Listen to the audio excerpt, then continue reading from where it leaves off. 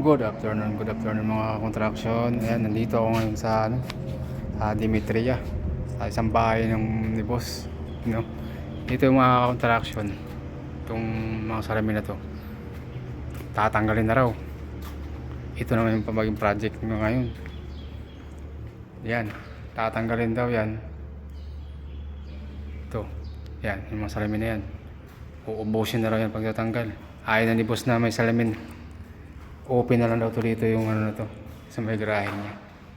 You know? Yan yung gusto niya eh. Tatanggalin na lang daw to.